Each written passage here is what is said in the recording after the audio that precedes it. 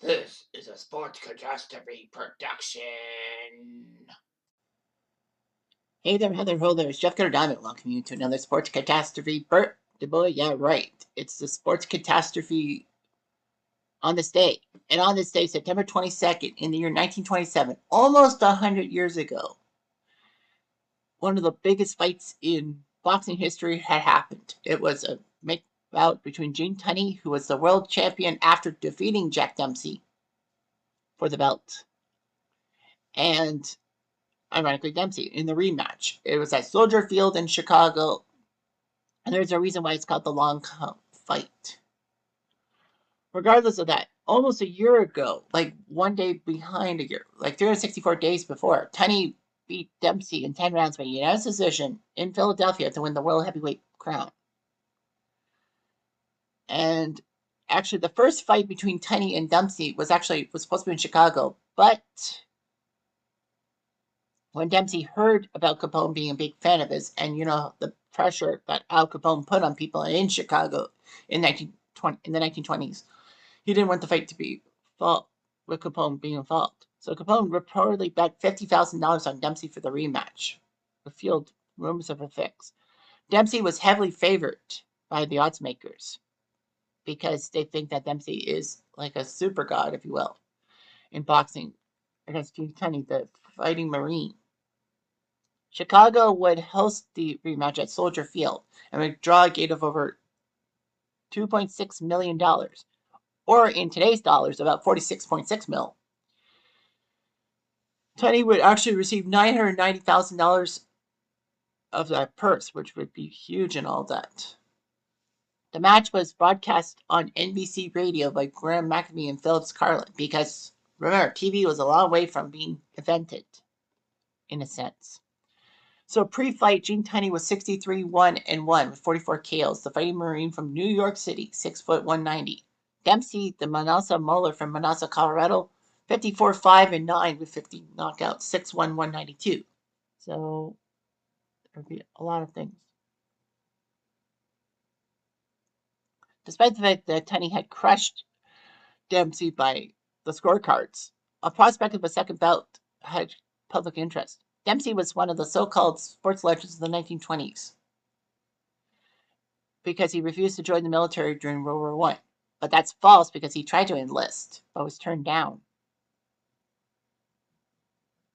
And Tunney was a former member of the Marine Corps who actually liked literature and the arts.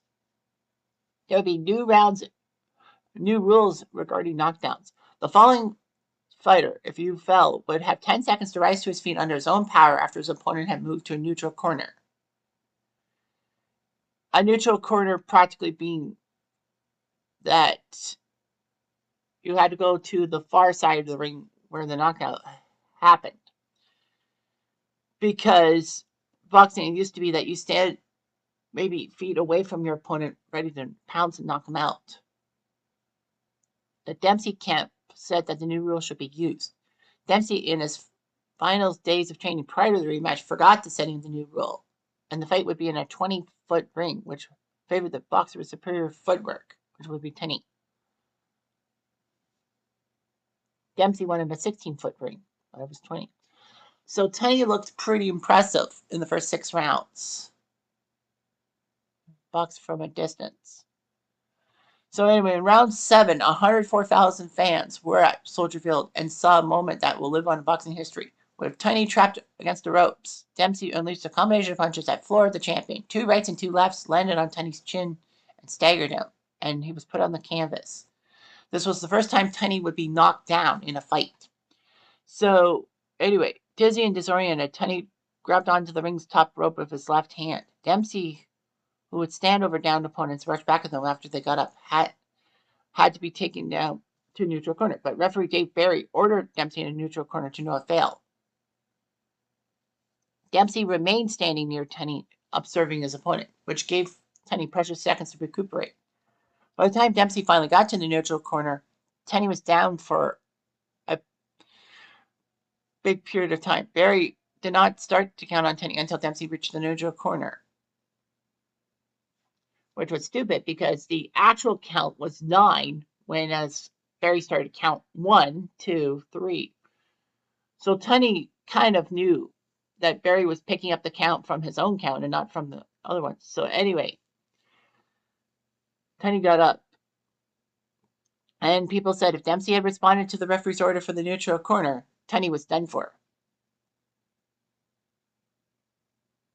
Yeah, in the fight film, a clock was superimposed that recorded Tunney's time on the floor as being 13 seconds.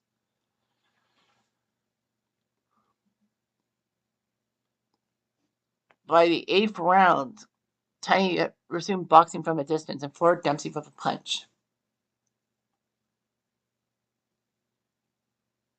Anyway, Tunney would win by unanimous decision, and Dempsey even said that you were best. You fought a smart fight, kid. This would be Jack Dempsey's final time boxing and Tunney's second last. There was massive controversies and all that. And a significant factor in prolonging the controversy was that at the time, U.S. law prohibited the transportation of boxing match movies across state lines. The reason why this happened was because there were riots after Jack Johnson beat the Great White Hope James Jeffries in 1910. The fight had been filmed, but was banned in areas of the United States. As a result, not a lot of people were able to see the counts for themselves. Once the law was repealed, then it was possible for many to watch the footage and judge the fallen fighter's alertness. And then once that happened, the controversy dwindled. Anyway, a lot of people argue if Dempsey would have won the fight as it is, but I think he might have. All that. Anyway, Tunney actually said that he picked up the referee's count at 2 and could have got it up at any point after that, but he preferred to wait until 9 for tactical reasons, and it worked, and all that.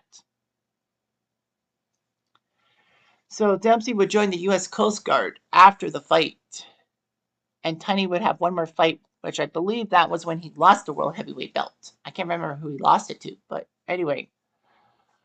The long count fight would be huge and all that. That if Dempsey had just not screwed up and went to the neutral corner in time, he would have been the champion again.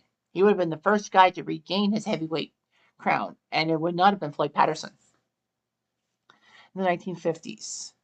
Of course, there was a little bit of controversy too, is that the referee did not pick up the official count when he did it. He counted himself. If he picked up the official count, Tunney would have heard the referee say 9, and then he would have had to get up. And who knows, maybe Dempsey would have still beaten Tunney. The fact of the matter also is that I believe this fight was one of the catalysts for the new rules that there would be a ringside guy counting alongside the referee and all that, that if the referee loses the count, then he has to pick up the guy at the ringside. This did not ruin Dempsey and Tunney's relationship. They were good friends who visited each other frequently. In fact, Dempsey would get Gene Tunney's son into Congress in 1964, if memory serves me right. Or was it Tunney doing it for Dempsey? But yeah, it didn't matter. But they were good friends and part of the International Boxing Hall of Fame. Come on. This fight was controversial, but it was for all the right reasons. If only Dempsey had remembered to go to a neutral corner. Anyhow, I'm Jeff Diamond Ado.